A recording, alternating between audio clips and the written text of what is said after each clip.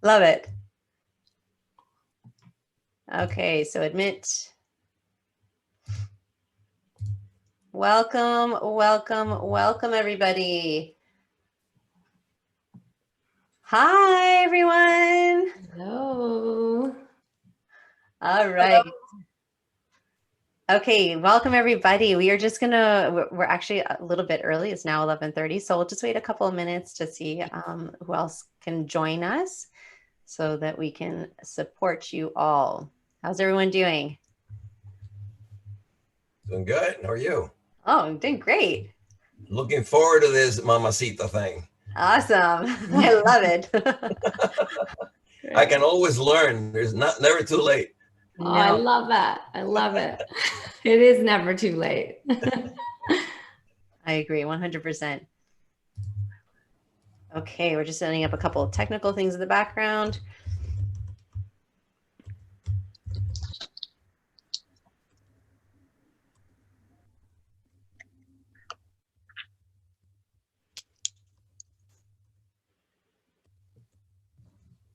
Alrighty. Okay, so we are live here on Zoom, obviously, but we are also going live on Facebook as well. But in order for, so if you're joining us on Facebook, please make sure you click on the link to register for the actual Zoom so we can, that's the way you can be best supported. Okay, so make sure you register and we will let you in so we can answer whatever questions you have. Alrighty. So where's everyone from? Kelly, Shelly, Valerie, Douglas, where's everyone from? Please make sure you click on the link to register for the actual Zoom so we can. Okay, so if that, yeah, thank you. Okay, so make sure you register. We will let you in so we can answer whatever questions you have. Wonderful. Okay, Valerie's still connecting. Shelly, where are you from? Where's everyone from? Oh. Kelly, Shelly, Valerie, Douglas, where's everyone from? So whoever, Valentina and Afshan, if you have me in the background or your Facebook open, just mute it, please. Yeah, thank you. Oh, that's amazing. Kelly's in Colorado. Awesome. Valerie, you can now hear it. Douglas, where are you? You're in Miami too? I'm in Miami, yes. Beautiful. Nice. I'm in Toronto. Afshan's in Toronto. I'm Toronto as well. Valentina. I'm in Miami. I'm in Miami too. Nice. And a Montrealer, Valerie, so nice to have you here. Thank you for joining us. Awesome. Okay. Just wait a couple more minutes to make sure everyone joins us. Lucky 13. Does anyone have any superstitions for Friday the 13th? It's actually a lucky number for Italians. And in Venezuela, the day that it's not wanted is the 14th. So, see. So it's Friday the 14th is unlucky. So today's good. It's all good. It's all in our mindset. I agree. Agreed. Yes. Agreed. Absolutely. All right. Well, we will get started and wait for others to join us. But in the meantime, we'll introduce ourselves and then whoever joins us. Again, if you're on Facebook, please make sure that you click on the link to register for the Zoom so you can be part of the conversation and we can help support you with this super powerful emotion called anger. All right, so welcome everybody. I am Natalie. I am an empowerment coach for women and for families, and I'm a summit curator. And I've been on this journey to help other parents to really break through whatever's holding them back from really living a joyous life in parenting. So that's me. And Afshan, did you want to share a little bit about you? Yeah, hi everyone. I'm so happy to have you all here. I'm Afshan Tafler. I'm a conscious parenting coach and I help parents to really become more resilient in their parenting experience because as we all know, it's not an easy journey and can evoke a lot of stress in us. But it's really about I really help people with how to master their emotional stress so that they can thrive in their relationships with their kids, especially their strong-willed kids. We don't have any of those. Oh, not at all. We don't have any of those. We weren't any of those either, right?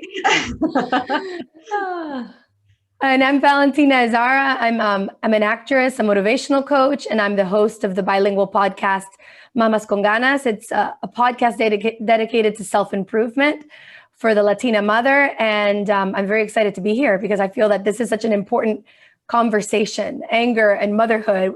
How many mothers have not gotten frustrated? We've all gotten frustrated, and then there's so much stress right now in our world that it can be very overwhelming. 2020 has been a very interesting year for mothers. We've had our kids inside the home for most of the year, more than we're usually accustomed to. So I think this is a very apropos conversation for today.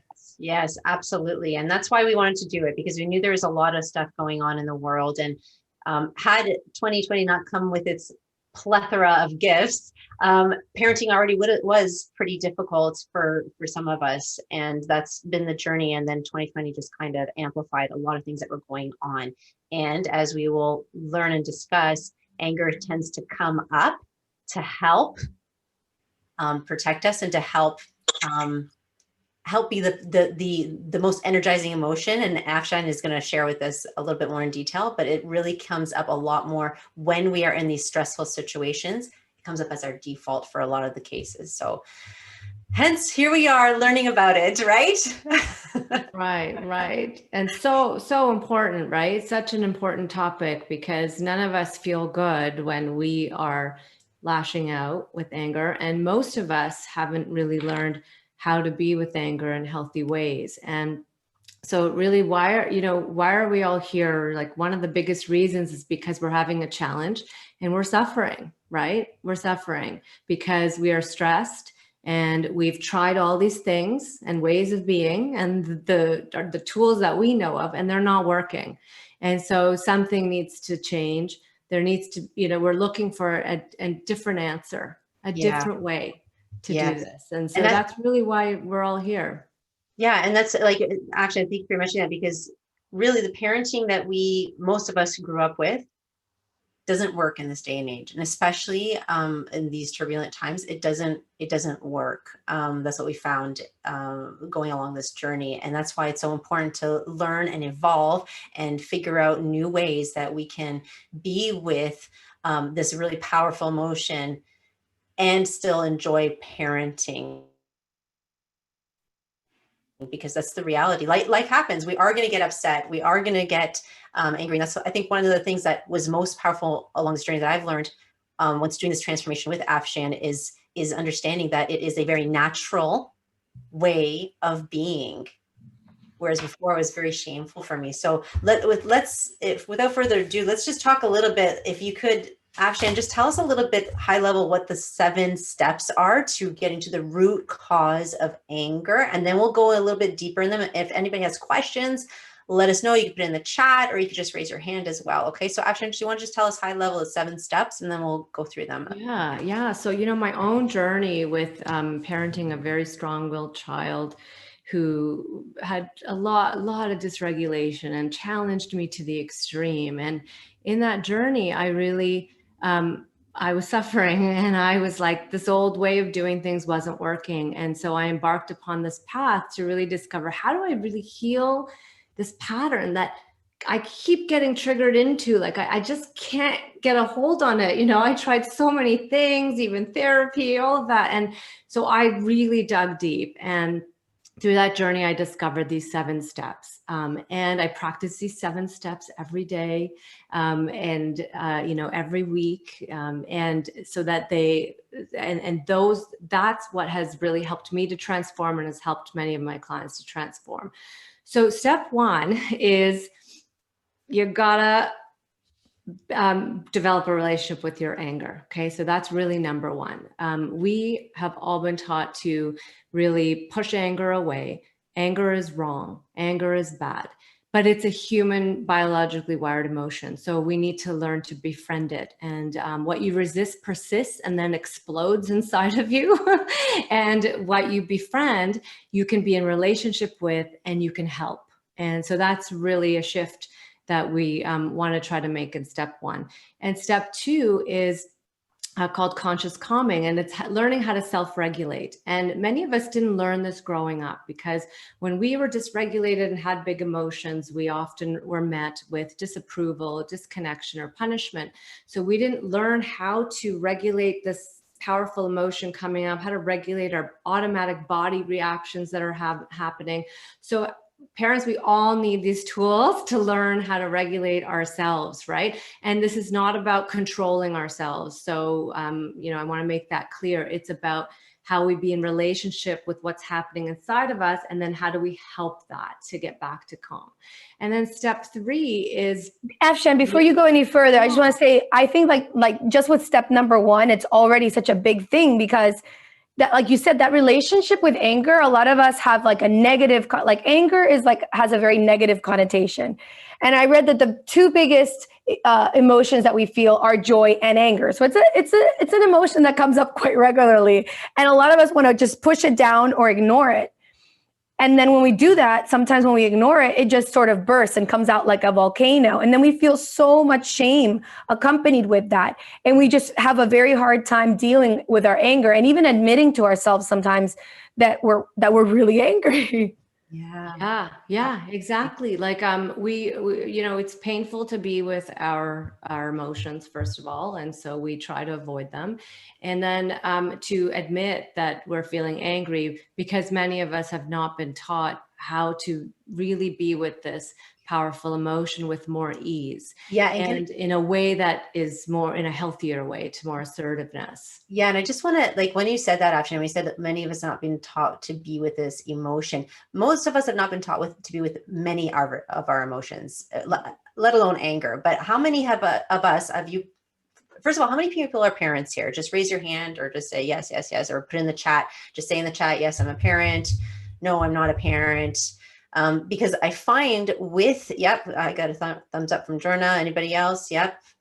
Yes. Hi. Sorry. Yep. My daughter's T. Yes. Okay. So yeah, 9-year-old boy. Yes. Lots of parents here. And a lot of us have found, I don't know if this is true for all of you, but when our child is maybe crying, whining, really upset or angry, if they themselves are also angry, we often, instead of allowing us to be comfortable with that emotion, we often distract them. Oh, here, just have this. You'll be happy with this. Oh, just do this. Just watch this TV and you'll be fine. Like all of we are so accustomed to distracting as opposed to actually being with our emotions. And you know, what's so powerful about this work is that it gets us to be with it and gives us the space to allow our children to also be with it. Not just our kids, our spouses, our parents, our relationships. We then become the space to hold that kind of emotion and be with it. Does that make sense? Mm-hmm. Yeah, that makes a lot of sense. And I'm sure that a lot of people here, it makes sense to some degree, and especially as you start learning this path of really being able to hold space for a kid's emotions, because they're automatic. They come up, and they're not doing it on purpose. It's a stress response. And then what happens is that it's hard for us as parents, though, because we are a walking human with a nervous system that is going to automatically react to somebody in fight state with their emotions, and we're gonna go into fight state. And then how do we then notice that, oh, I'm in fight state here, and I'm looking at my child like they're to blame, because that's the only story available to us in that state. And then how do we bring ourselves back down instead of trying to deal with the problem in front of us first? Fight state wants to deal with the problem, get this problem out of my face so that I don't have to feel this way right now. So whatever's getting triggered inside of us, how can we help ourselves come back down to that calm place, and then hold space for that child. Because when you can hold that space for that child, oh my God, it's like a huge difference. And I don't know if any of you have ever experienced that at times where you're really calm and you can just be super calm for your kid and compassionate and just hold that space for like, oh, you're so angry, like, or you're so sad. Like that's a more common one that we can experience as parents more, because sadness seems to be easier to be with. More accepted, right? It's more accepted. More accepted, yeah, yeah. And we're more sympathetic also to sadness. Or it's like, oh, okay, we can be more sympathetic with our children. Yeah, versus the anger, it just, that's why it's such a powerful emotion, because it just seems to sort of escalate. Yes. And so, you get upset at your child when they do something that they shouldn't be doing. And then you get triggered and you act in an angry manner. And then in my case, my son is very strong-willed, my older son. And so he'll, when I act in an angry way, he'll just meet me up right alongside me with that same sort of strong-willed, that he has. And then it just sort of escalates from there. So I feel that's why it's so important, like you said, to hold space for that. Because sometimes you just go into this roller coaster of anger where there's kind of like the point of no return. Yes. And that's where the drama comes, right? That's where you get so wrapped in the emotion as opposed to just being with the emotion. And, it's so powerful to allow the space for your child to actually express themselves in a healthy way. And we're going to talk a little bit more about and I just want to make a comment about that the word powerful, because as a parent, when you can actually stay regulated, right? Emotionally regulated, where you're not getting so riled up that you just want to lash out at that kid. If you can stay regulated, you stand in your power, because you have the ability, you're not controlling yourself. You can hold space for your own activation and your own, oh my gosh, like this is not easy for me to not want to yell and scream right back at this kid who's swearing at me. This is not easy. But how can I hold space for myself in that moment? And how can I then hold space for my kid? And then you just, your true power comes through and you feel like you are in your power in that way. Now, I just want to say, like, how many of you, and you can type this in the chat, how many of you get triggered by your child or your spouse or someone in your life? How many of you get triggered? Just write in the chat, yes, I get triggered, or you can even say who you get triggered by. Because what I want to highlight here, what Afshan's saying is, when you are getting triggered. So yes, indeed. Yep. Totally get triggered. Anybody else get triggered at all? Just write in the chat. Yes. Yelling is a trigger. Okay, Farah. So yeah. So like if your child is yelling, is that what you mean? Then you get triggered. Is that how? Yep. Yes, for sure. I get triggered by other people's anger. Yes. Okay. Yeah. So far, when your child is screaming and yelling, that's when you get triggered. Yeah. Guys, this is where the magic is, right? Thank you for being vulnerable and telling us. Fighting, yes, when the kids fight.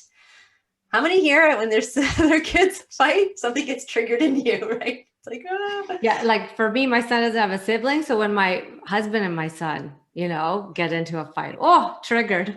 Yes, exactly. So what Afshan's alluding to here is there's an opportunity for you to empower yourself, because the reality is we can't control what happens. We can't control what happens with other people. Our kid is going to get into argument with our husband. Our kids are going to get into they're going to fight over a toy. We can't control that. Where the power lies in is where we can fully be responsible for how we respond in those circumstances. And that's what's so powerful, again, about this work. So just imagine your kids fighting or yelling, whatever that trigger point is for you. Just imagine them doing that. And you're able to look at them with love and peace. Can you imagine that? Like who is that even possible for right now? I'm just curious, because if you asked me that question 3 years ago, I'd be like, no way, that's not possible. But you tell me now, I'm like, 100% it's possible. I think that I'm in the beginning process of being able to control that because, you know, and I've analyzed it a little bit. I was raised in a very different way. Like you said, it's like the old paradigm of parenting. And I consider like I have awesome parents, but like when they told me to do something, I did it at the end of the day. And so, and certain things did work for me that in reality don't work for my son. Like when I was told you weren't going to get this activity if you don't get good grades, like I was in my head, I'm like, okay, that's what I want to do. I want to be able to go to dance class. So I need to get good grades. And so it's been very challenging with my older son, realizing that the old way or the way that I was raised just sort of doesn't simply work with him. And, so I'm sort of in the beginning process of my journey where I'm starting to understand that there's a different way to approach like this, you know, this emotion of anger when it pops up. And when I do practice the new approach, it's working. I just feel like I have to practice it more often. It's sort of like that muscle that needs to be worked out, you know, like you work out at the gym and you don't just do it for a week, you get strong and then you let it go. In order to stay strong, you sort of have to keep practicing those things. So I think that with parenting and choosing different avenues of reacting to the anger, I feel like that's the same way. We sort of have to get into a new habit of doing things. And sometimes that's hard because we tend to replicate what our parents did with us. Yeah. And it's not only that, Afshan mentioned this before, it's very automatic. Like we actually don't have, it's built into our system. And anyways, I don't like our nervous system. Exactly. Yes. So our nervous system gets shaped by our life experiences. And if we, you know, have a nervous system that is used to protecting us in a certain way. So a threat comes up, our kid is the threat, and our nervous system launches into action. That's a pattern, that's a habit. And in order to change that, we need to help our nervous systems to feel safe enough in the face of that trigger. And that's really how, and if you can calm your body down, right? Because it's not just about your mind and where your mind is going. Your body sends cues to your brain and your brain makes a story. So if we can help calm our systems down to say, I'm safe in the face of this threat, then that can help to repattern, start to reshape our nervous system to feel safer in the face of our children's behaviors. And then we can stay calmer. Yeah. Absolutely. So we were talking about, we got carried away here. I love it because there's so much in these 7 steps. So I think we left off at step 3. So step 3 is, you know, we have a lot of, it's called conscious belief systems and transforming your stories. So we have a lot of stories, right, that are embedded in our subconscious mind, in our nervous system. And those stories are belief systems that we live through. And all of our belief systems, they color the lens through which we see the outside world and situations. So if we have a belief system like, you know, a good child listens, many of us have that belief system because that's how we were taught growing up. You're muted, Natalie. How many people have that belief system? How many people? So how many believe, like check inside, you know?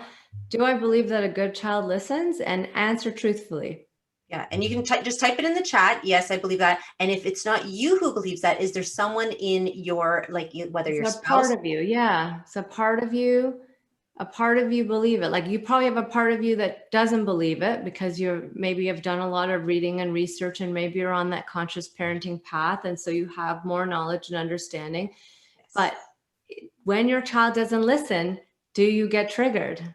Mm-hmm. And that's really the truth telling right there, what story that or belief system you're living through.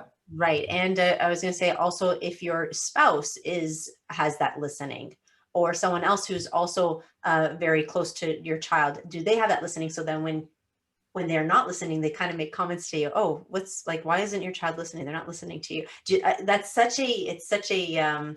It can be a very big trigger, especially when there's other people involved in this as well. So, oh yes, Jorna, yes. Who else? Just write in the chat. Do you get triggered when your child does not listen? Just write in the chat really quickly. Or answers back. That's another one. Like I get triggered when my son answers back, and it's like that. That's very in our society. Like kids shouldn't answer back. They shouldn't talk back. And so when you do have a kid that tends to talk back, and you've told them. Oh, no, Valentina, we lost your volume. Yeah. There. No, can't hear you. Yes, Douglas, absolutely. Yeah, if other people are present, I get more triggered if my sons don't listen. Patricia's saying that. Yes, absolutely. That's happened. That's happened to me as well. Huge one. That's exactly what I'm talking about, right? When there's other people who are in the picture, who are especially when you're on, you know that there's a more evolved way of parenting, but others around you don't have that awareness yet. And then you're in those situations, and then you get even triggered even more.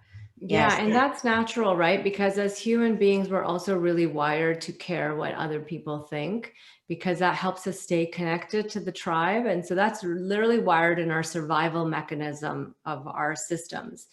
And so I would say that, you know, it's really that it's a tough one when other people are around, because we don't want to, and it hits all of our shame wounds too, right? Whatever shame we hold inside about ourselves, we project that onto our kids, and if they're not behaving, then we take responsibility for it, and then we feel like people are going to think we're a bad parent. And this is all happening subconsciously beneath, you know, our level of conscious awareness, and it's happening very automatic. So changing those stories, shining light on the belief systems that we live through and bringing them from unconscious to conscious can really help us to start to choose belief systems we'd rather live through. And yeah, you know, Valentina, you back on? I think so. Can you hear me now? Yeah, we're good. Yeah, I switched to my podcast mic. Okay. Tried and true, right? The other one wasn't exactly. The other one wasn't working. But what I was going to say, along with what you were saying, is that there's a lot of belief systems that we have. Like when our kids talk back, we're automatically say to ourselves, they shouldn't be talking back. They shouldn't be answering. You know, it kind of comes from that, like that old way of thinking that children should be seen and not heard. And although we know better, or we seem to know better, a lot of that has still trickled down to our generation, where, you know, even like when, you know, when your son responds in class and they talk out loud and they answer back, that whole, or your child is disrespectful, it's very hard to live with those comments sometimes, because I know I'm triggered by that, and I'm like, my child shouldn't be answering back. He shouldn't be disrespectful. He shouldn't be like that. And so those are things that need to be sort of cleaned up, and at least we need to be aware of them, of what are those beliefs that absolutely that do trigger us and that make us angry. Yeah, and I just like one thing that Emily mentioned in the chat. She said she thinks her triggers are fear. Interesting, right? Actually, what can you say about that? Because yeah, well, that's step 4, and that's conscious feelings and how to be with those more vulnerable emotions. And anger does protect fear. Anger protects sadness, grief, you know, feelings of shame that are getting triggered by your kids, feeling of out of control, powerlessness, unworthiness, and fear is a big one. So, you know, I'm guessing oftentimes we go into fear that this kid is going to turn out to be like not a part, like a dysfunctional part of society, right? Is going to turn out to not be respectful and compliant and obedient, obeying authority, and that could really get him into trouble. And that's a lot of that fear comes from parts of us that have learned that if we don't comply and obey, we get punished. And that's deeply, deeply ingrained from us from many different teachings, right? Cultural, family, religious, all of that, that if we don't comply and obey, if we don't follow authority, we will be punished. And so then as soon as our kids don't follow that authority, oh boy, that fear gets ignited, and it's so quick. And then boom, if your anger will come up to then take you out of that freeze fear, that moment of slight freeze fear, anger will come up to put you into mobilizing energy to then take care of the situation now. Control it. To control it, right? To control what's going on. And yeah, it's important that we recognize that this is not about controlling anger. This is really about mastering this emotion so that we can really be with it, understand it, and again, provide the space for that, for our loved ones in that as well. Can you, like, can you imagine a world really like where our kids are so like anger is just something they can easily deal with? They get angry. Okay. Yep. They deal with it and they're very regulated. They have very powerful emotional agility so that they can work with whatever happens in their life. Something happens that's, again, out of their circumstance that pisses them off. They can deal with it. And going to that is like, imagine a world where us mothers are able to deal with that anger. Cause I think that fear thing is, it's so huge. And like, I could totally relate. Like when my son disobeys or he's acting disrespectful and all of these things that we don't like, it's so easy to go into the future and to imagine worst case scenario. How many of you done that? Like, just put in the chat, like your child doesn't listen, or they've said they don't like you or hate you and whatever, or they argue, they're fighting with their siblings, and your mind goes in this tailspin. Oh, they're never going to get along with people. People are not going to like them. Oh, they're never going to find a job. They don't know how to be respectful. They're never going to blah, blah, blah. Like, how many of you have gone down that downward world spiral of your child when you're in those moments? Just child you can put in the chat. Yes, you can describe the downward spiral if you'd like to. Yes, Kelly, I go down that spiral many times, Ruthanna. Yes. I've pictured my son in jail in the future. Yes. Like this is real. Guys, I am so, first of all, thank you so much for being open and vulnerable, because these are the thoughts that go through a lot of our heads when we're in these moments. And we're faced with this, we don't know what to do in these situations. Fear and then anger will come up to help us. But these are the thoughts that are coming in our head. So thank you for being honest and vulnerable. So the key is really to learn how to be with that fear, be with it. Instead of pushing it down, pushing it away, learning every day to be with the anxiety that comes up around your kids and your fears and worries about them. And knowing that those fears and worries come from your own learnings in life. And they're really a projection of your own learnings. And so, I truly believe our kids come to us for a reason so that we can be mirrored what needs to be healed inside of us. And so here's your opportunity. This kid is going to mirror to you all the fears that you're holding in your subconscious mind, in your nervous system programming that are causing you to go into that fear state. And these are a lot of the beliefs that you're living through. And so it's an opportunity for you to break free from those beliefs so that you can feel more free and not be confined by belief systems that literally handcuff you to a state of being paralyzed and out of control, literally. And then anger, of course, is going to come up to give you more energy to take control, because you're feeling powerless.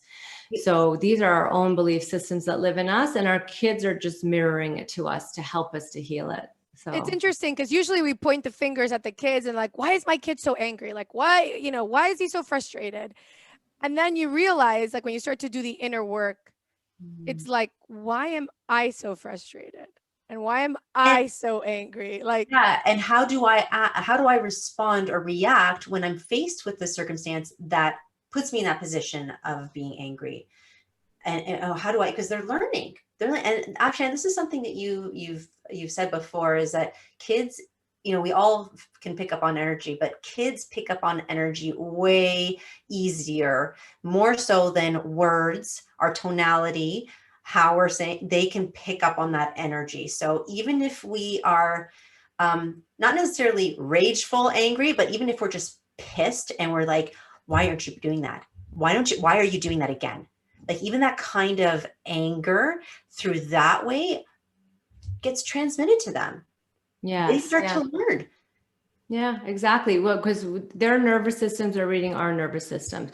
So even if your words are saying, I'm not angry, your face and your body language and your energy and your tense is going to tell them you are angry, and they're going to feel your fight state, and their nervous system's going to go into fight state, and then they're going to lash out because they haven't learned emotional regulation. And we're the ones who need to teach it to them, but we haven't learned it ourselves. So now is the time to really help ourselves in those moments to learn how to regulate in the face of fear, threat, all of that. And then as we can do that, then they learn how to emotionally regulate through our nervous system cues that they're receiving, through mirror neurons that their brain is taking in from us, the way we're reflecting back to them that, oh, I can stay calm in the face of your stress. Then their brain starts to learn, oh, I can stay calm too in the face of all this really overwhelming emotion that's happening inside of me. You're muted, yeah. Sorry, I just want to say really quickly, because I know some people, Kelly, I think, has to leave, or I don't know if she left yet, but we are going to be doing a bonus. We have a couple of bonuses for you guys with the course. So please, like, stick around, or if not, just we'll send you an email, and just watch out for that, because we really want to help. This journey has completely shifted my life, and I embarked on it not too long ago. It's only been a couple, like the beginning of this year. And it's shifted my life. And we really want to help give that opportunity to you guys as well. So if you're unable to stay, I will send you some stuff as well. Yep. Jorna, send that to everyone, please, if you don't mind. Yes. So, and just stay tuned, because we have stuff for you as well. Again, it's completely shifted. And can I tell you a little bit of a story, if you don't mind? Because Yeah. the thing is, like, with this journey, you get so comfortable with this emotion. You start to become more comfortable with this emotion, that even though so much has shifted for me, there's times where I get upset still. So a couple of days ago, I got really, really angry. However, I'll do this like join the club. However, the response, like how I responded, is completely different to how I would have responded in the past. Mm-hmm. Completely different. Yes, I was angry, and yes, I was okay with that. And I'm able to look inward and see, okay, where could I have been? What could have made the difference for that situation? It's incredible to be able to have that power, honestly. Yeah. And there's something, don't get me wrong, like in the past, I would have, my perception of power would have been like, oh, I'm able to blast out my anger. That's my power. I'm able to tell you how pissed I am, and blah, blah, blah. And like, blah, blah, blah. But now it's like, no, the power lies in me being able to communicate and respond thoughtfully from a conscious place, so that we can actually get to the root of whatever is going on in this particular circumstance. Does that make sense? Yeah. Yeah. And I like that you say, you got angry, because you guys, like, it's not about not getting angry. This is automatic, right? You're going to have those moments where the anger is going to bubble up and you're feeling so angry. What matters is, what do you do with that? What do you do with that? And instead of embarking upon the old pattern, you have ways to learn here, these new ways of being, that you can repattern yourself and rewire yourself to know what to do when any painful emotions come up, especially a very powerful one like anger.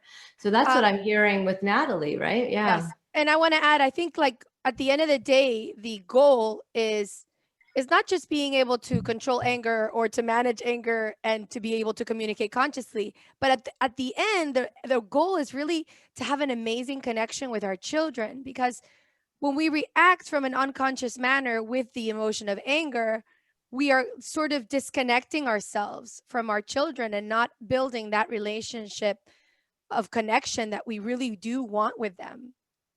Can I just say this? The story that I was thinking about was actually, because I've done a lot of this transformation, this journey has helped immensely with my kids.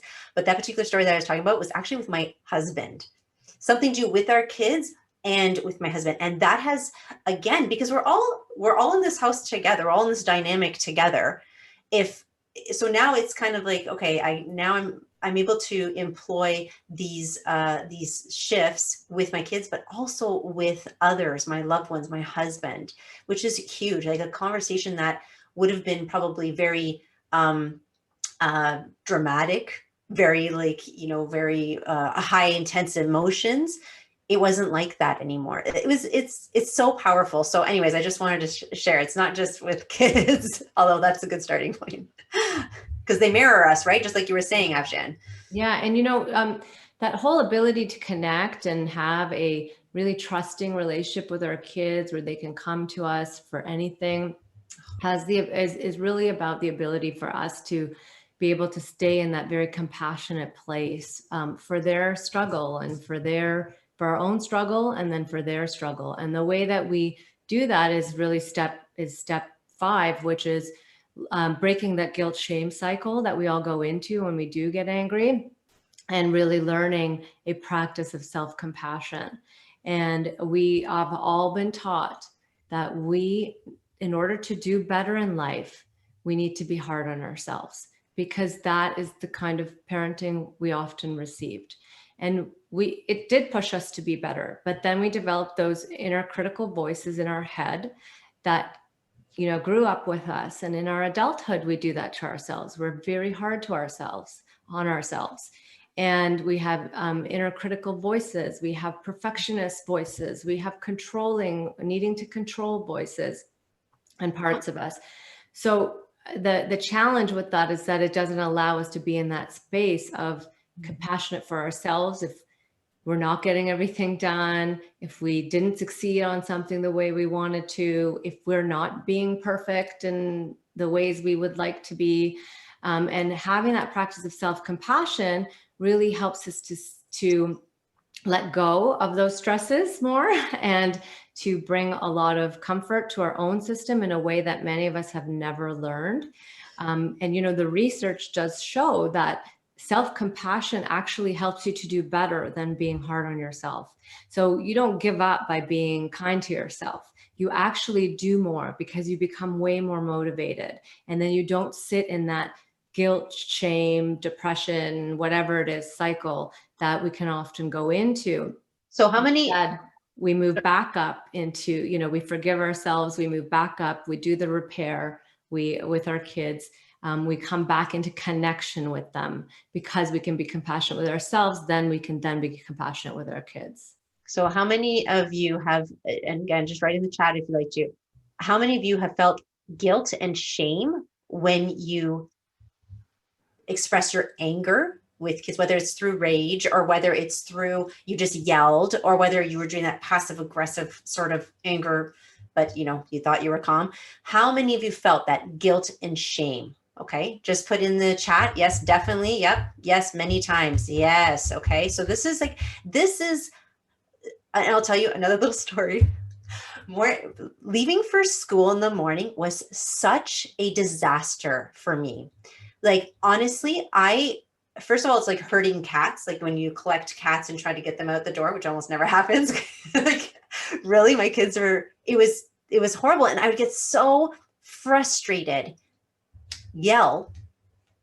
And I remember dropping them off once I eventually got them out of the house after yelling and just like having a horrible interaction with them, and dropping them off for school, and then sitting in my car and crying because I was so sad that I left my kids. They went to school with this, and the last interaction they had with me was this very angry, very unpleasant interaction with me.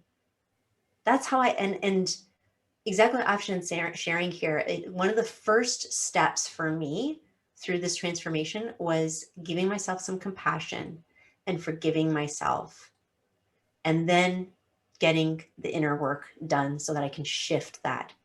And now we leave for school, and it's awesome. We dance before leaving for school. Like, it's such a different world now. Sorry, I might cry, but it's just so different now. And this is why we were Valentina and Afshan and I were so passionate about sharing this with everyone, because it's made a tremendous amount of difference. And I know that's possible for anyone on this call, anyone's listening. Natalie, I think your story resonates with so many of us. I think we've all been there where we're like you said, you either drop your kids off at their activities or the school, and we're just like, that did not go as I imagined it. Because sometimes we think, okay, this morning we're going to do this, we're going to go to that activity. And then, like you said, there's total chaos and you're trying to round the troops And by the time you get out the door, then you're running late. And then you just like that, the whole anger thing. And then they don't do what they're supposed to do, or they forget their book to go to school, or they forget the shoes for their activity. And you're just so upset. And then when you drop them off and they're out of the car and you finally have that silence, you're just left with that horrible feeling of, what kind of a mother am I? How come I can't do this right?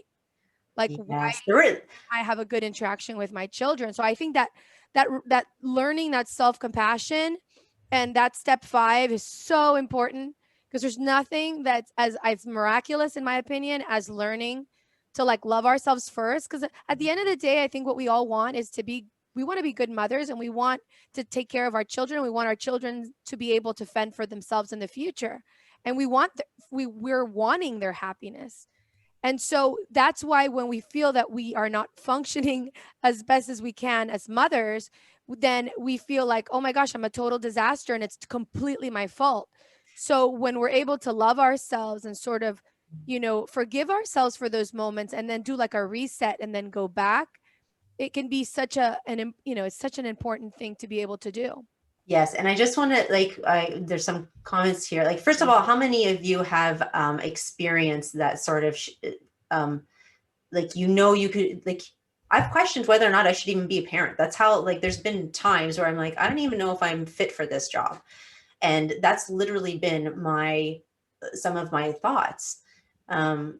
Now I wouldn't say that ever, because I know that I'm like, that's how big this shift could be. And then I just want to address one of the questions is, Ruthina asked, the challenge is finding time to reflect and think of a redo or how to improve. So actually, I don't know which step this is, but I remember specifically when I was going through this with your program, that there was one point where you kind of start to rebuild the neurons. Like, whether it's at night before you go to bed, like even 5 minutes before bed, and you start to replay and rebuild the neurons to create a different outcome. Do you want to talk So there's a couple of things on this question. So finding time to reflect, and then thinking of a redo and how to improve.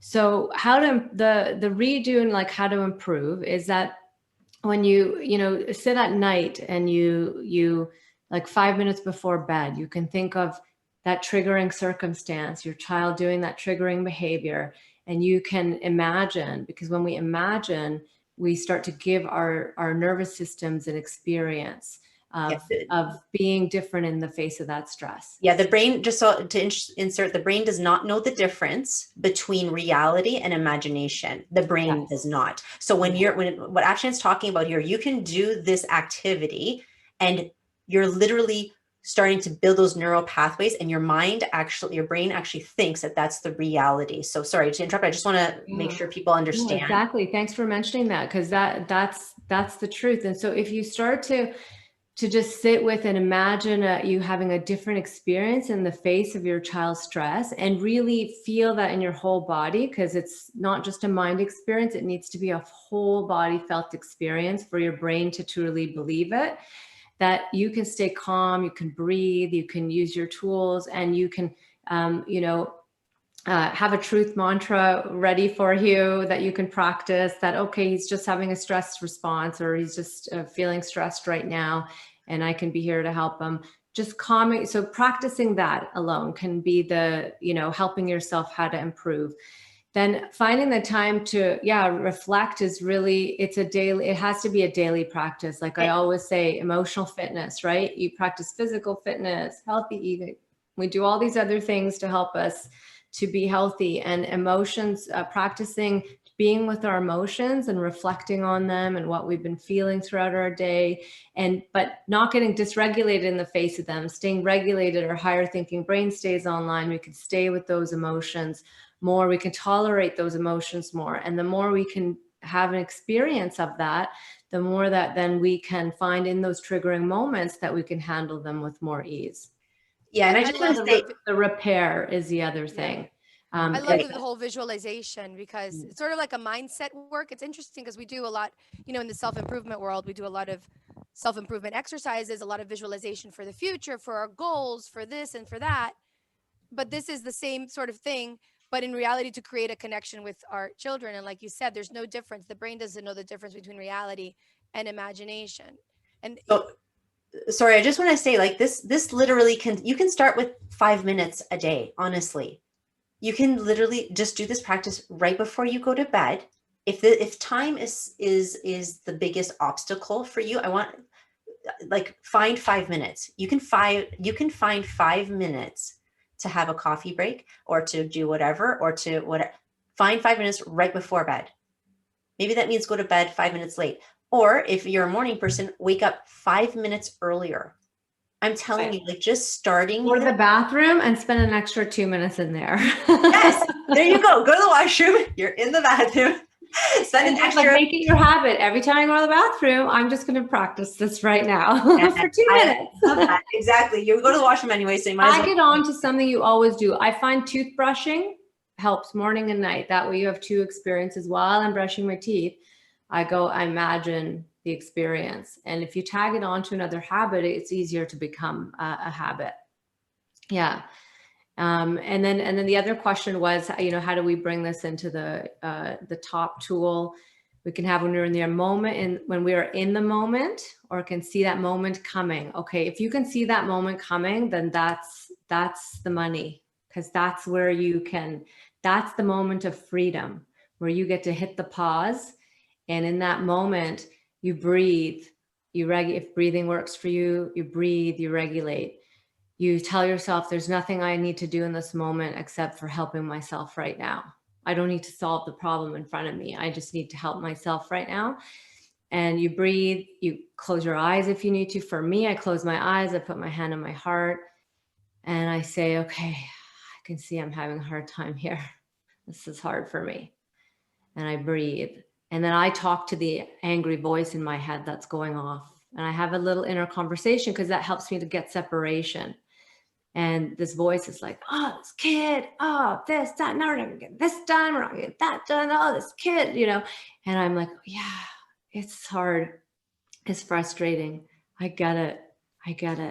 And then I breathe and I help get more separation. And it takes me like 2 minutes. That's all it takes me. But the key is, it's not just in the moment. If you can have practices out of the moment as much as possible as well, it's much easier to bring in the moment, but definitely bringing it into the moment is very important. So I would hit that pause button if you are becoming aware, or even if you're yelling and screaming and all of a sudden you've become aware that you're yelling and screaming, you back up and you look at your child and say, oh, I'm yelling and screaming at you right now. I'm sorry. I'm going to help myself to get calm right now, because I would rather be calm and help you through this.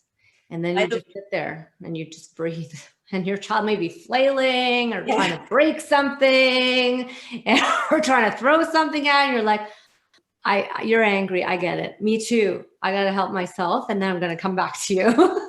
And I just want to, Afshan, what the beauty of what you just said is, you're actually, not only are you practicing this for yourself, you're actually modeling it for your child.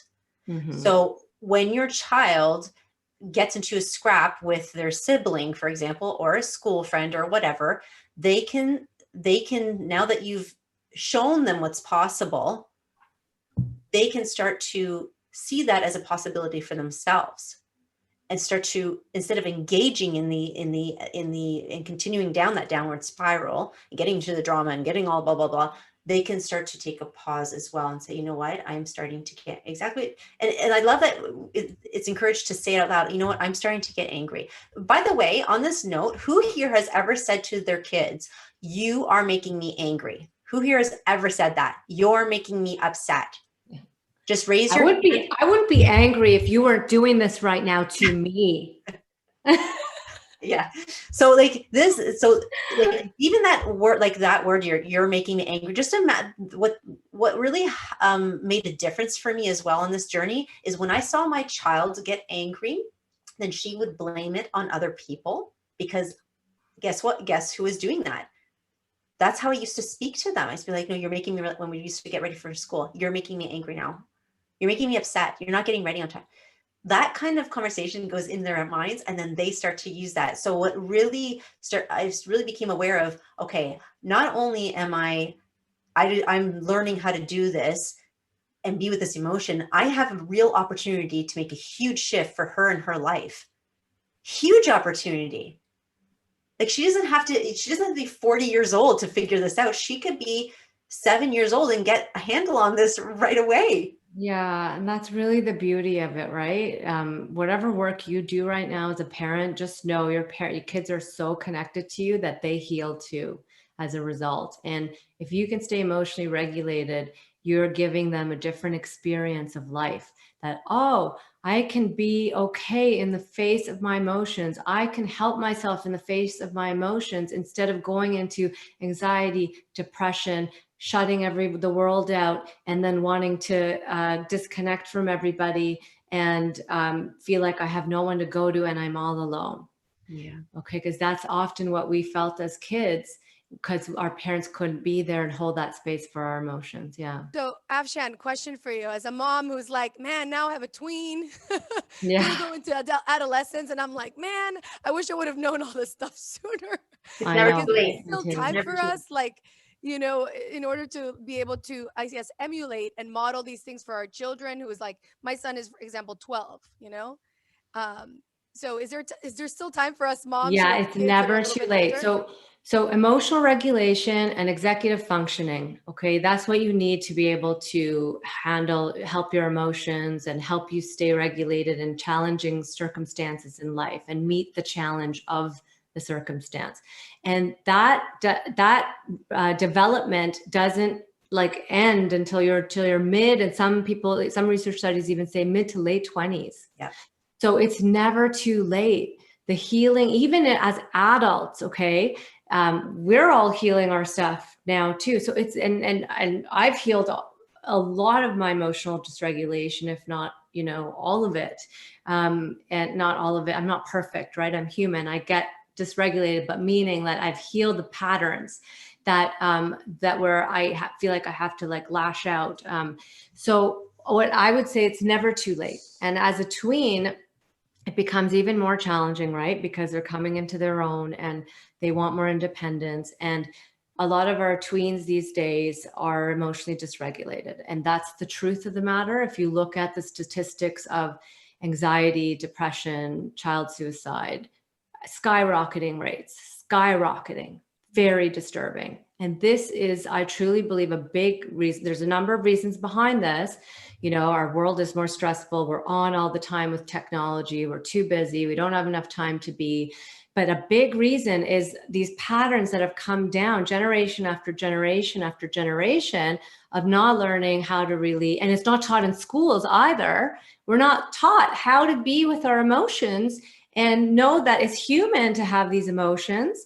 They're going to come up automatically. How do we help ourselves? How do we help ourselves? So as a parent now, whether your child is 1, 2, 3, or whether they're 12, 13, or whether they're 17, 18, I have people in my course who have adult children and they're doing the work.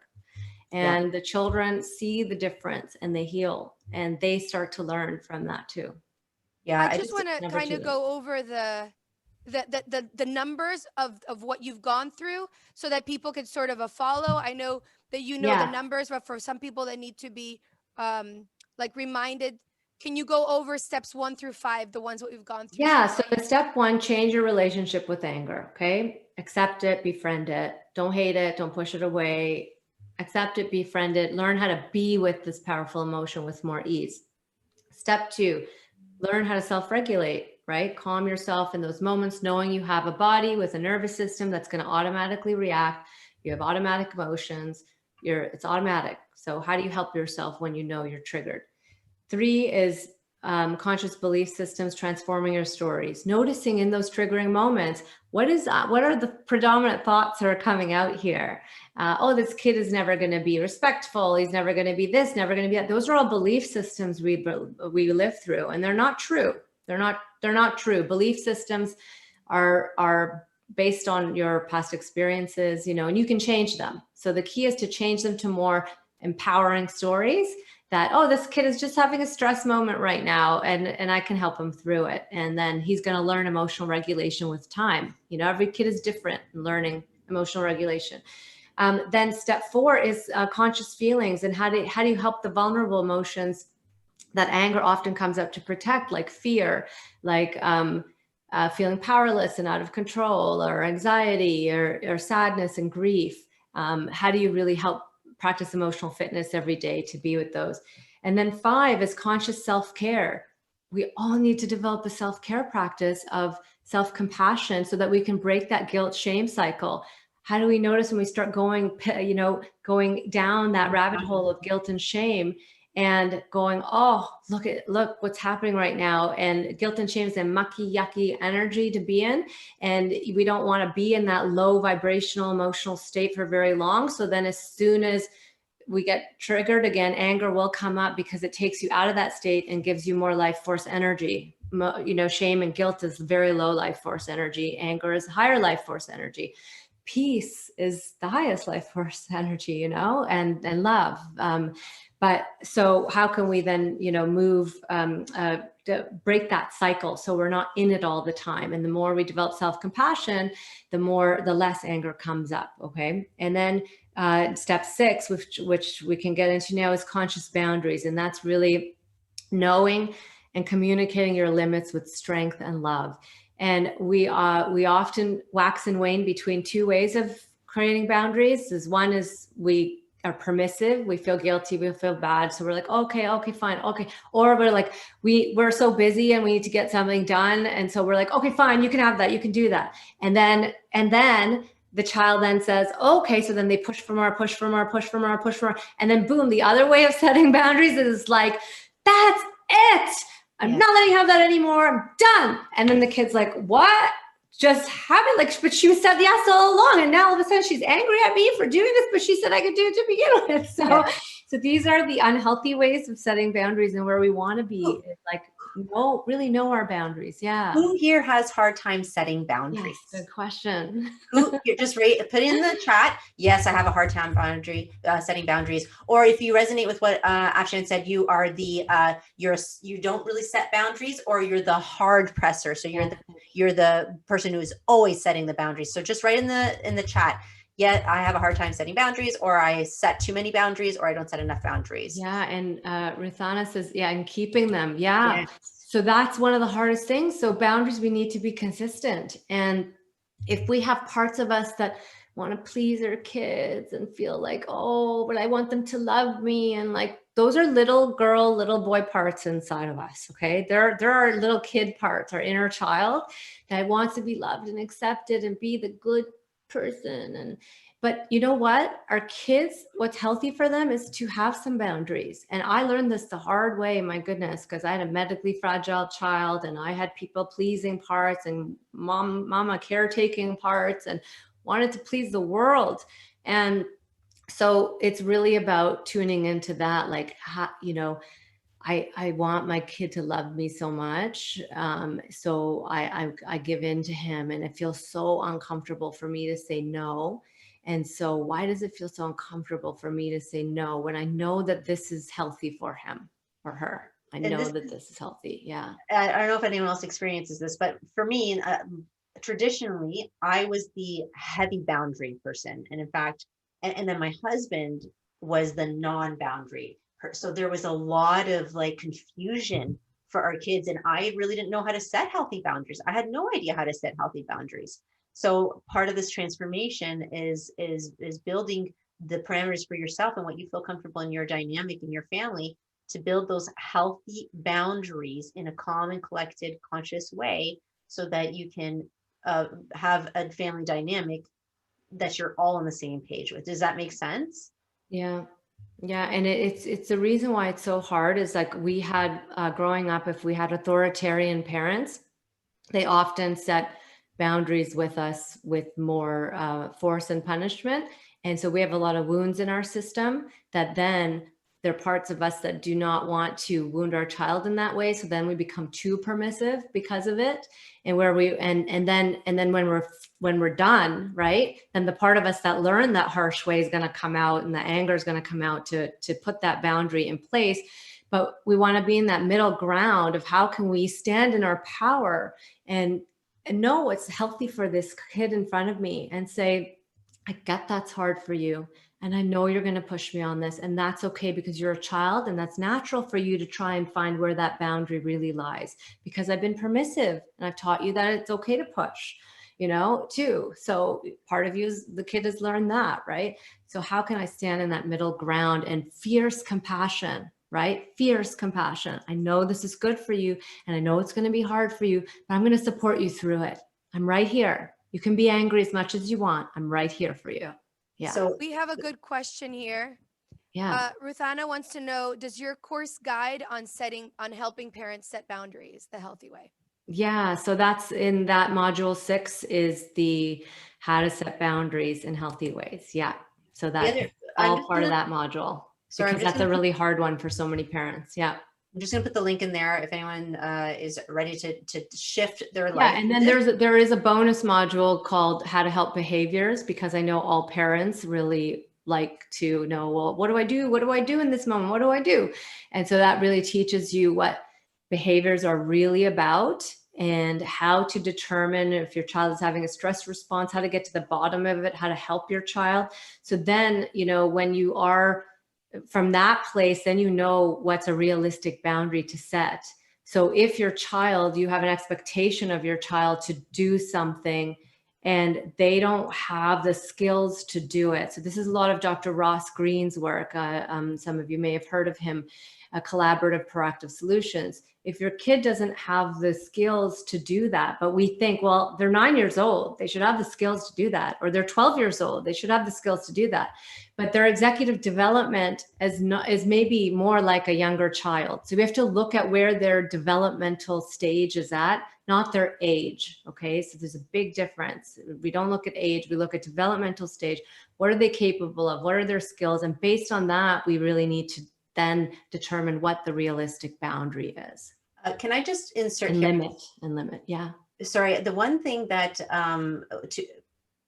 two things, but the one thing that I want to touch on right now, one thing that really resonated with me regarding boundaries, and that really made me think, holy cow, I need to get this figured out. I have 2 girls, and one of the things that came to me was, how can I model setting healthy boundaries so that they know how to honor themselves as they grow up?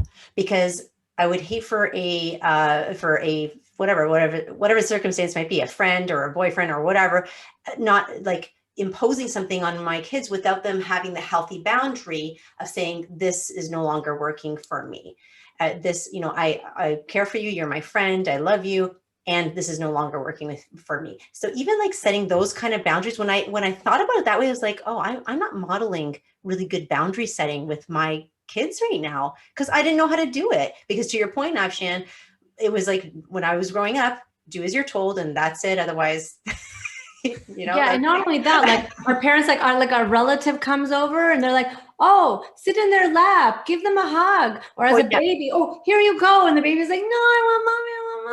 And then, no, you got to be with this person now. Mm-hmm. And that's not honoring the kid's boundary. If they don't feel safe enough yet, let them get comfortable, let them get safe, and then let the other person hold them. So we learn from a very young age that our boundaries are not respected. And so we become very confused about boundaries. Yeah, I didn't even know, honestly, I did not know that I could set healthy boundaries for myself until recently. Yeah. And even parents, when I go in, I love to snuggle with my son and get into his neck and nuzzle him and kiss him. And sometimes I go in to do that and he's just like, mommy, not right now.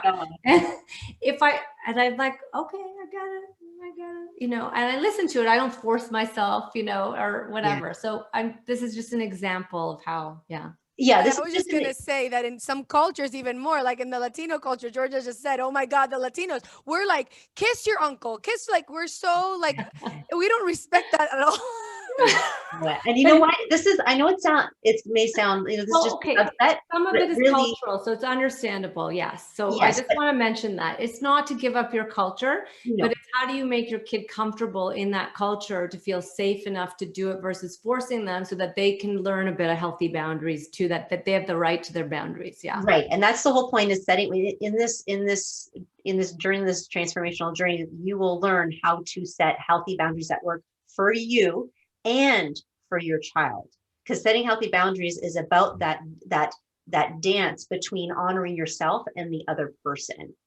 Okay, so that's step. Sorry, I just want to, because I want to honor everyone's time. We've got about 20 minutes left. Yeah, and I'll just quickly go into step 7, and then step 7 is really about, and what we're doing kind of this all the way through in all the steps, but it's really about healing the childhood wounds that sit within us. They're in our subconscious mind. And a wound is really just, you had a negative experience in life.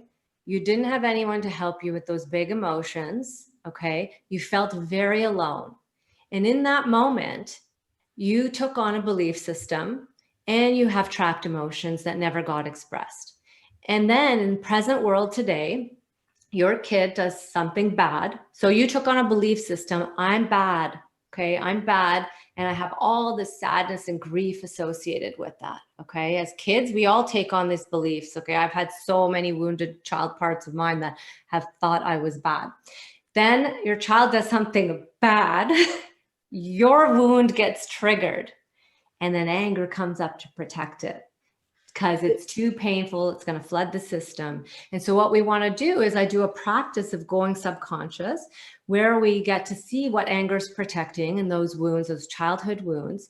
And we go in and we help reparent our inner child. We help witness our inner child, and we help them to release those belief systems. And as you release those old limiting beliefs and the wounds, and you are able to be a witness to your inner experience of how you really felt back then, you create an experience that I'm not alone with all this anymore. And and then you start to feel like I'm not alone with all this. What do I do with all this? We often feel like we're alone with all this. Then you start to feel like, I can support myself, and and your system starts to heal. And that is really, really so powerful, because then you start to see your kid through different eyes, and you see them as just a wounded child that you can be there for, that you can help them through this experience so that they don't have to have those wounds created in their system, that I was all alone, nobody understood me, I say that we also, along this journey, what I've realized is I can recognize the inner child in a lot of people now, not just my kids. Yeah. So it's so interesting. So if you're especially in our spouses. Yeah. Hint, I didn't want to say anything, but I was like, that's your little boy getting activated. Or your parents. Your judger part is judging me right now. Yeah. Well, you know what?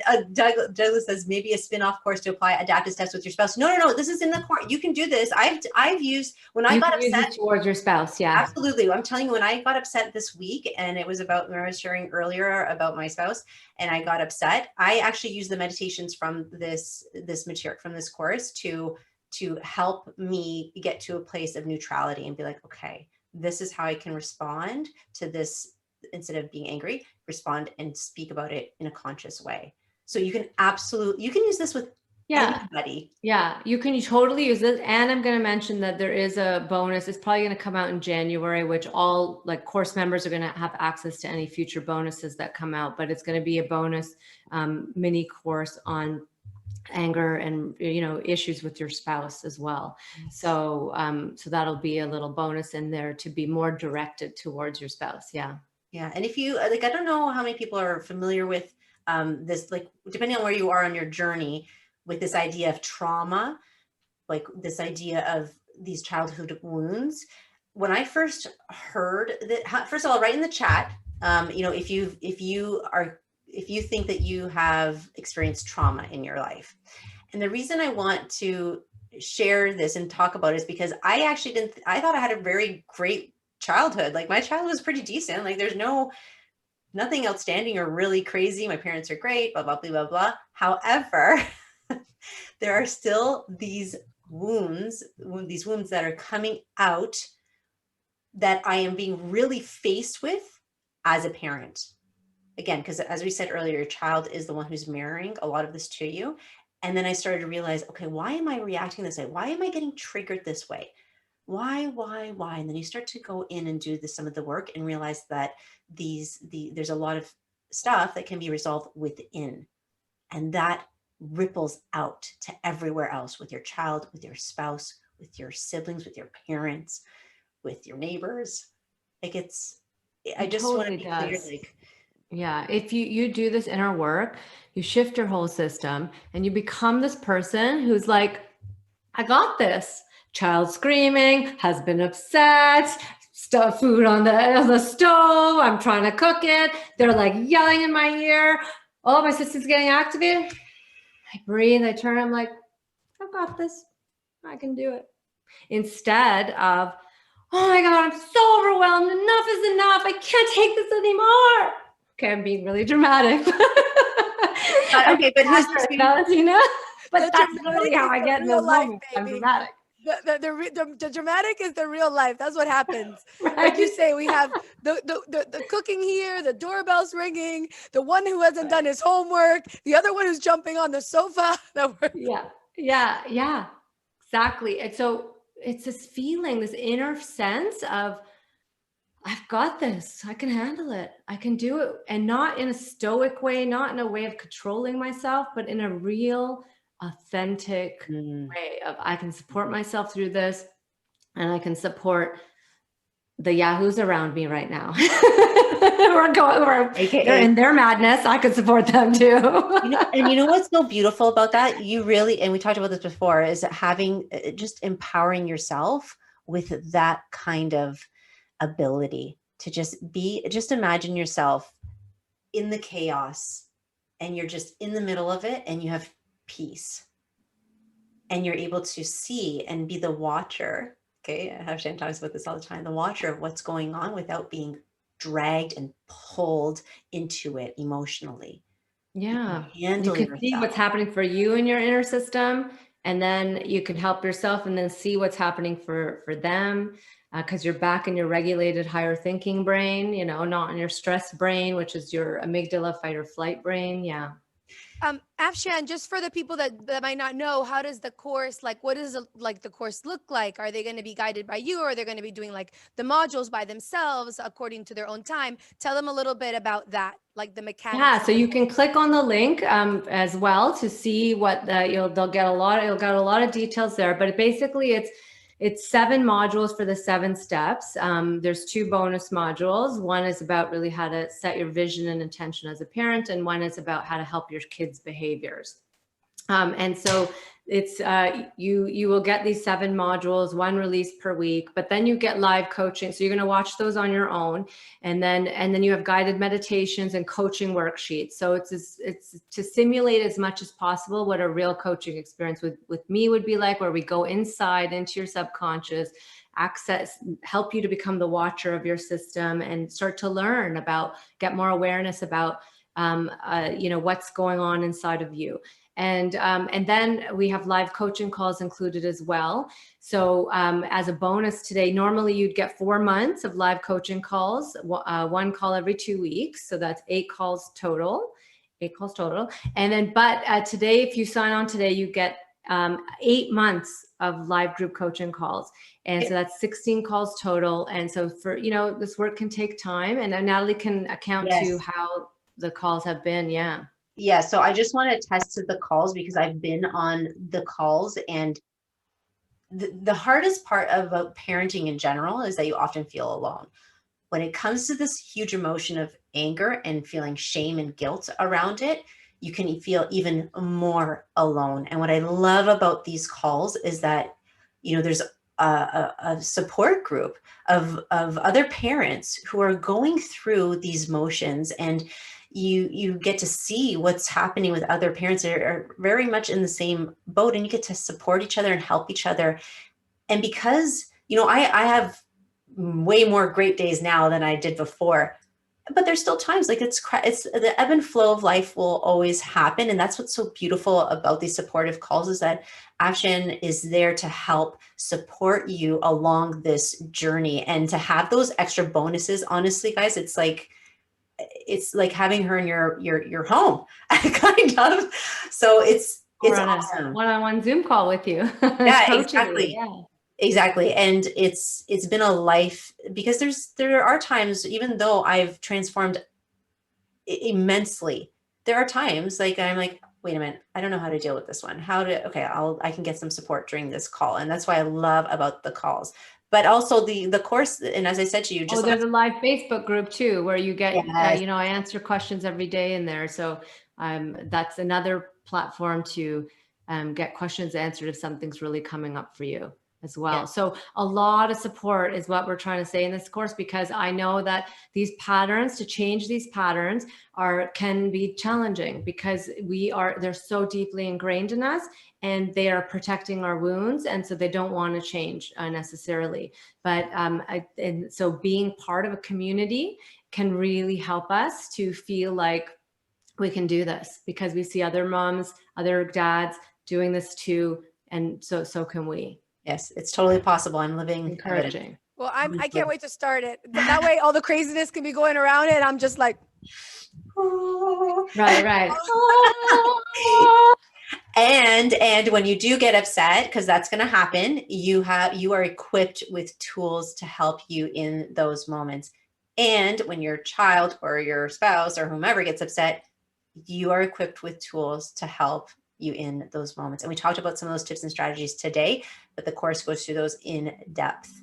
Plus, there's these beautiful meditations, gorgeous meditations that really help, and because the meditations are so important, because as we talked about the neuroscience behind all this, you can retrain the brain. We know that. The nervous system, which is automatic, also needs to be retrained. That's the automatic response, the default response that comes up for us. In order for that to be retrained and embody it, the meditations help to get to the nervous system level, not just the mind level. So because you're going to the subconscious level in those states. It's things become aware to you that your thinking brain couldn't have thought of, because it's being blocked. So your subconscious will always tell you how you really felt about a certain situation, and your subconscious mind is what drives you to launch into these behaviors too. So we need to access those patterns in the subconscious, be with them, help them to shift and change and feel safe, to change. Yes, beautiful. Yeah. And I also have a bonus for everybody. I've done a couple of summits, and I really want to help families around the world. The first summit that I curated was all about families and giving you tips and tools about everything from bedtime routines and sleeping habits, to sibling rivalry, to teens, dealing with the anxiousness in teens or non-communicative teens or kids, being on the same page with your spouse, like the whole gamut of incredible experts from around the world. So I have about 30 speakers from around the world who are giving you tips and tools of all sorts of things, all to do with parenting. If I could, I just want to show it really quickly so you get a sense of what, yes, this here. Okay, so this is the summit that you will, this is part of the bonus. So if you sign up today, then click on the link for the bonuses, you will get this as well. And it's free for you. But there are people like Jennifer Caleri talks about the gladiator child, talks about calming yourself before. And Scarlett Lewis, she is, her son was murdered in the Sandy Hook. I can't even talk about it sometimes because I get really emotional, but even though she went through something devastating like that, she was able to turn things around and she teaches us how to forgive. It's incredible. She's an incredible person. Like I said, Sarah said, Rosensweet, there are so many incredible people, and I'm gifting that to you guys because this summit changed my life. It changed the way I parent. And the beautiful thing about it is you get access to it whenever. And we talked about this before. We talked about how parenting is a journey. Sometimes you need to be reminded about it. Sometimes you need to practice it. You need to practice the new ways that you want to parent so that you can actually have the joyous family life that you've always wanted. How many of you have been, you look at your life and you're kind of like, this wasn't what I planned. I didn't plan to have this sort of family dynamic. I always envisioned loving, peaceful, la, la, la. You need practice. And that's the beauty of the actions of the course that we're the anger, the 7 steps to transform your anger, and to the summit, because you get access to lifetime access to it, right? Afshan, did they get yes, you get lifetime access to it, and any additions that happen to it, you get access to those. Any new bonuses that come in, you get access to those. And yeah, I just, really encourage you, because the thing is none of us, most of us didn't really learn true emotional regulation, and the kids of our generation are not learning it either. And we can see that, as I said to you, by the skyrocketing rates of mental health challenges.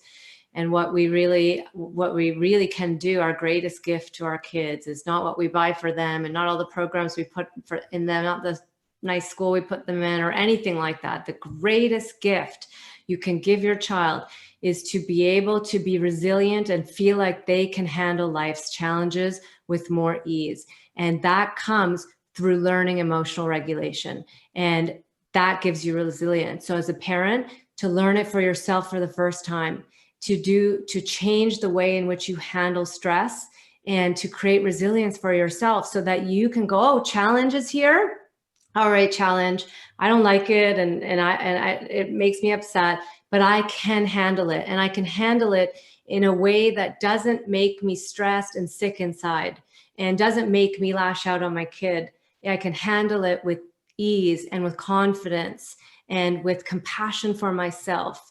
And that's resilience, guys, and that's emotional regulation, and that's what we need to, as a generation, and for all future generations, if we want to make this world a better place, if we want to help our kids and help that bring down those stats around mental health issues, we have the opportunity now, but we need to do it for ourselves first. Yes, agreed. Now, how many of you, just type in the chat, how many of you either feel when you're about to interact with your kids, or whoever it is that is triggering you, how many of you feel stressed, anxious? I used to feel anxious when I went to go pick up my kids from school. I literally used to feel anxious, not joyful. Anxious, because I knew that my eldest wasn't going to listen. I was going to blow up. It was going to go into this whole big thing, blah, blah, blah. That was our dynamic. And this has completely shifted that. I don't, and the reason why it took what it took for me, and I hope this doesn't happen to anyone else, but it took my health to make for me to say, this is enough. This is enough for me to, like 2 years ago, I was diagnosed with thyroid cancer. And I said, what am I doing? Well, I'm feeling stressed all the time, frustrated all the time. I'm angry most of the time. I'm dissatisfied with my life. I'm constantly getting triggered. What's it going to take for me to make a shift and really make a difference for myself and my family? And this is one of the hugest things that made a huge difference for me. And I'm telling you, like, I'm so thankful that I can look at my daughter and see how she's now interacting, how she's now handling things. When she fights with her sister, it is so different now. It is so different. She's able to communicate. She's able to, she gets upset sometimes, but we all do. And it's more of a calm, conscious way that we can handle things now. The resilience I have more confidence. So if you were to 2-3 years ago, I was worried about her, and I was worried about how she would interact in school, if she would make friends, if she would, if she would have mental health issues, just because I could see some of the angst going on with her. Right now, I'm so confident that she's doing so well. I know that anything that comes her way, we will work on it because we can handle it. And that's largely because of the emotional resilience that we've built and the emotional agility to deal with whatever comes our way. That's made a huge difference for me. If, like, guys, this is gold. I'm telling you, this is why we come here today. We're sharing gold with you. This is the opportunity to make a huge difference. Don't do what I did and let it get to your health. Afshan, you're the same way. You had huge health issues. And then that was the turning point for you. You're like, okay, I've got to do something different. Yeah, because when we hold our stress inside and we control it and we manage it and we think I'm being strong and stoic, but we're not really dealing with it and being with it and processing it and letting it go, and then teaching our kids how to do that too. So we're not really learning true resilience. We're learning sort of in a fake way how to be strong. Yeah. Patricia's asking, she's saying that my biggest fear is that I'm too old to change or simply incapable of changing. Not true. Yeah, I would say that is that is simply not true, because I would help that part of you that feels like it's not possible to change. A lot of us have been taught that we can't, the old teachings and the old research showed that you can't change the brain and you can't change the body, the nervous system past a certain age. And now the new research is showing that the brain is very, very plastic, and our nervous system can be reshaped. And, I'm a polyvagal nervous system trained coach as well, so I know this deeply. And so it's really about, that's just a belief system, I would say, that lives inside of you, that somebody implanted in you when you were in your sort of young unconscious states of brainwaves, subconscious brainwave states, 0 to 7, where we take on a lot of our learnings and beliefs. And I would say to you that just as you start to notice the little tiny ways in which you're shifting and changing, even the ways in which you're seeing things differently, that's a change. That is a change. That's a neural network change in your brain. And I would encourage you to acknowledge that, to help wire that in to your system.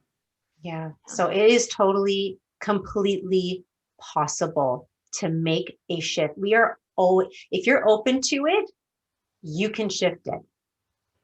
You have the power to do that. And that's why we're supporting this. This support will help guide you along the way, because it's part of, sometimes part of the fear is, you don't know how to do it. And that's what's beautiful about the 7 steps, is we're going to guide you on that. Are there any questions at all? Yeah, so I just got a private question about time difference of calls. So right now the calls are based in Eastern time zone, like 12 p.m. and 1 p.m. on Saturdays and Wednesdays, twice a month. And but what I have specified is that anybody who has, we have some people like Australia and a bunch of people from Europe, and we have other people. I have other clients in Dubai as well.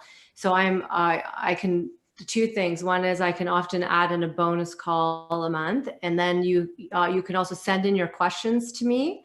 So I can add a bonus call with the timing that works for you, so you can have access. You can also send your questions to me, and I can answer them on the call.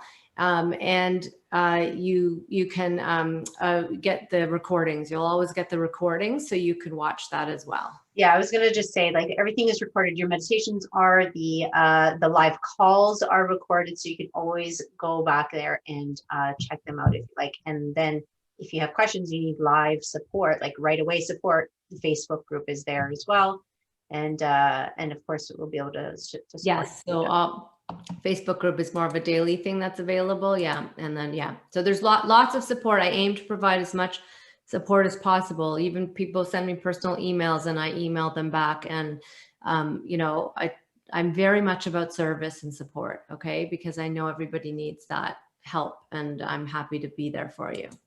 Yeah. Okay.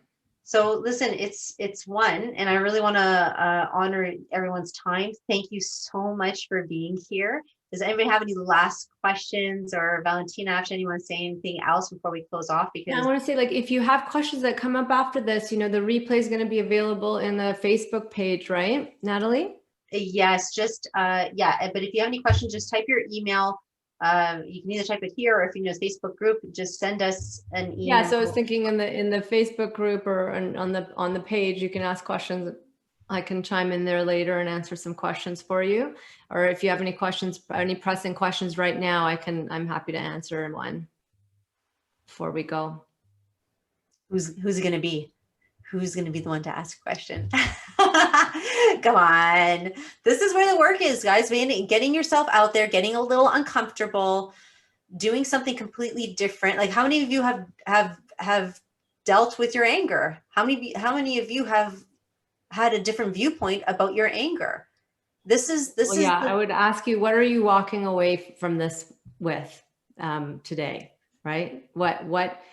How have you changed your views after on anger and on how you need to handle these types of challenging circumstances with your kids? What's the difference? What are the aha moments that came to you today that you want to walk away with?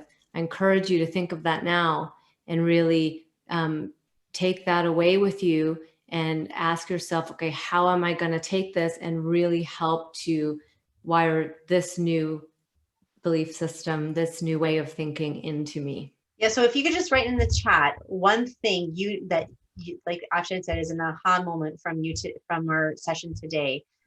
One thing at least, and or share more if you'd like, because that's part of the process, right? Starting to really identify what it is that you what's new for you, that you've learned, that you can start to implement. So just write in the chat really quickly something that it was an aha moment, whether it was the idea of having a relationship with your anger part, or whether it was this idea that you can model and have space for your kids, or was it setting boundaries, like learning how to, like this idea of setting healthy boundaries, and that being something that really can move your family forward. What is it that, just put in the chat really quickly, something that stood out for you?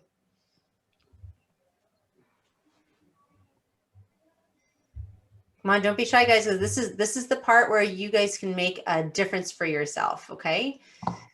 Well, maybe Valentina can tell us hers.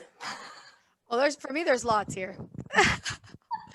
I think holding a space for anger, like being with it, but not letting it overwhelm you. It's that being conscious of when it's rising so that we don't necessarily enter into it, because sometimes we don't observe it from the outside.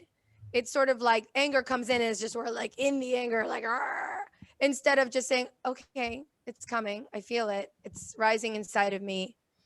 And let me sort of observe it and not necessarily enter it, but seeing it from the outside. Yeah, beautiful. That space for it. Beautiful. Yeah. Because often it'll start with frustration. And so be with the frustration first before it really mounts to anger and rage. Yeah. And then, Ruthana says, kids mirror us. Our brain doesn't know the difference between reality and imagination, and I can rewire my neurons. Yep. You can. Yeah. Those are all great awareness to take away. Yeah. Beautiful. Awesome. All right. Well, we are so excited to, sorry, Afshan, did you say you want? No, I just said thank you for sharing, and thanks, Valentina, for sharing yours as well. Yeah. Yes. Thank you so much.